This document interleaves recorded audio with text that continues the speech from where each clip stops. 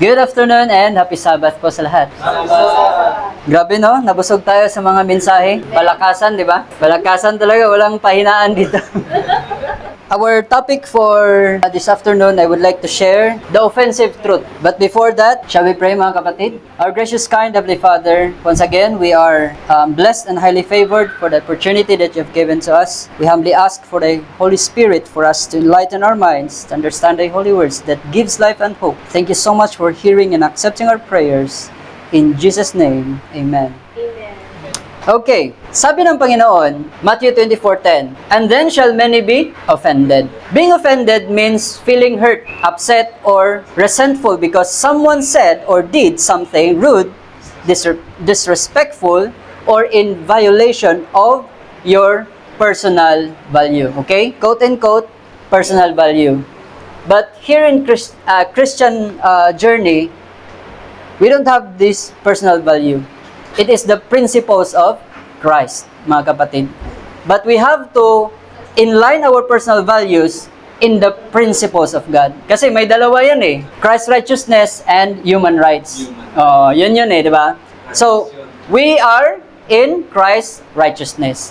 The Savior's prophecy that in the last days, many shall be offended.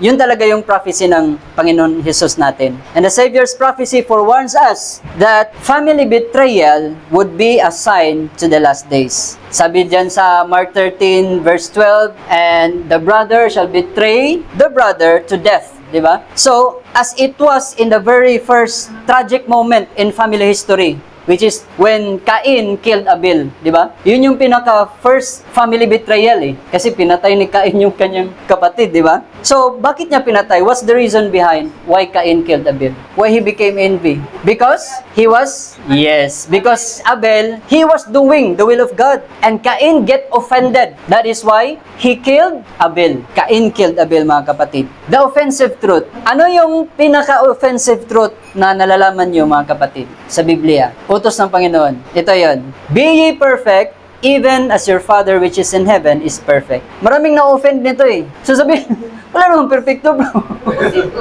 Wala nang perfecto, kaya nga be eh. Di ba? Be. Maging. Hindi man sinabi yung Panginoon na perfect talaga. dapat perfect kayo ha.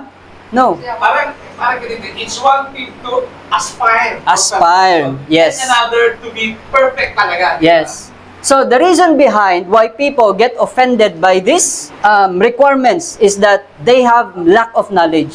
Diba? Hosea 4:6. No? My people are destroyed because lack of knowledge. The Master's command talks about character. And we are in the dressing chamber in Bashan Hill. Perfection of character is the highest aim that we should reach, because this is the core value of the gospel of the kingdom. Diba? We are heading to the kingdom. Amen? So, Christ emphasized this particular command unto His disciples in the synagogue as He taught these things in Capernaum, saying, Verily, verily, I say unto you, except ye eat the flesh of the Son of Man, and drink His blood, ye have no life in you. So, what does it mean, mga kapatid? Spirit prophecy says, eat the flesh and drink the blood of the Son of God is a figure used by Christ to illustrate that obedience to the Word of God in keeping His commandments is the condition of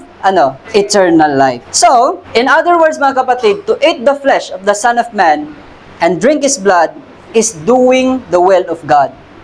However, when the disciples hear the saying of the Master, many disciples murmured and get offended. They walk away. Lumayo sila. And saying, this is an hard saying. Who can hear it? In other words, ang hirap nito. Sinong makakasunod nito? Because this requires death to self. Because in order for us to be divorced from our first marriage, which is Satan, or our sinful nature, is for us to die to self. Doing the will of God, this is what it means by eating the flesh and drinking the blood of the Son of God. Nawalan sila ng pag-asa mga kapatid. Bakit? Dahil nalimutan nila na bawat commandment ng Panginoon may naka-attach na promise dyan. May naka-attach na strength dyan. Diba? Sabi nga, honor thy mother and thy father. Ano naka-attach doon? Para tumaas yung buhay mo, humaba yung buhay mo, diba? Sabi din ng Panginoon, have not I commanded thee, be strong and of good courage, be not afraid, neither be thou dismayed, for the Lord thy God is with thee whithersoever he goeth. Isa din, but seek ye first the kingdom of God.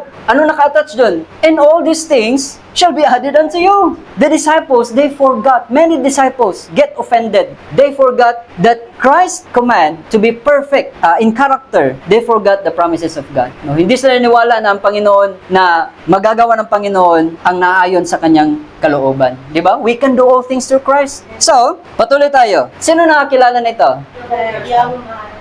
Yes, the rich young ruler. Okay? So, there's this experience of a rich young ruler, and God purposely wrote this experience as an example to all of us.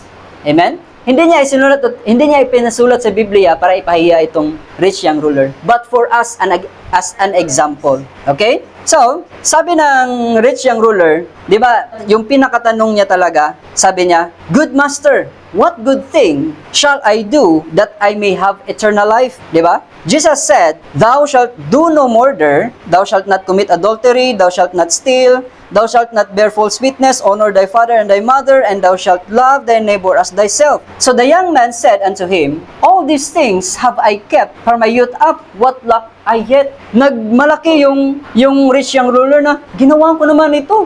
Ginawa ko na lahat. As if perfect. Oh, as if ba, no? Nagpa-as if na kaya niya na lahat. Okay, sabi ng Spirit Prophecy, the rich young ruler became a victim of self-deception, no? So nagmalaki siya mga kapatid. Even though he said otherwise, he hadn't been keeping all the commandments. That is why, if we remember Brother William's thoughts on his presentation earlier, we have to have a consistent faith in Christ Jesus. Di ba? Dapat hindi tayo magkumpiyansa mga kapatid. He had an idol that he worshiped, his wealth, okay? He loved his possessions more than God, the gifts more than the giver. Many today face the same choice. They weigh the competing claims of the spiritual world and the material world. And like the young ruler, they turn away from Jesus and say, "I can't serve this man." Because serving Christ, it means die to self. We have to remember that, brethren.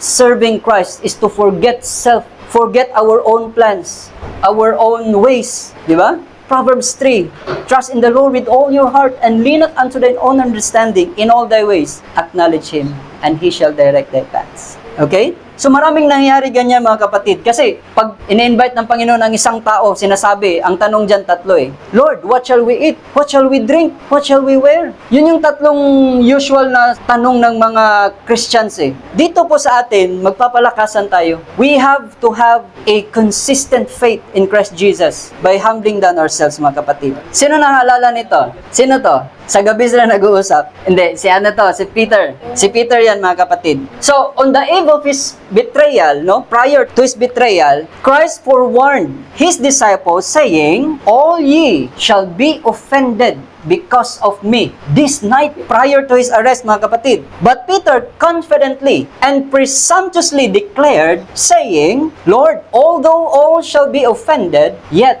will not I." They have this same experience with the rich young ruler. "Ay Lord, ginawa ko na yan lahat." And then Peter said, "Oh Lord, matakot na yung iba. Ma-discourage yan sila, pero ako hindi. Hindi ako ma-discourage." Peter did not know his own danger. Self-confidence misled him. He thought himself able to withstand temptations. But in a few short hours, the test came, and with cursing and swearing, he denied his Lord. So this is the deep meaning of being offended. If we have this self-confidence, we too might be offended of ourselves. This is a warning for us, Davidians, because we are prone. Every Davidians who are increased in knowledge are prone to hypocrisy and self-confidence. It could offend us in the last days, because we have to remember, brethren, the final test is skin to skin.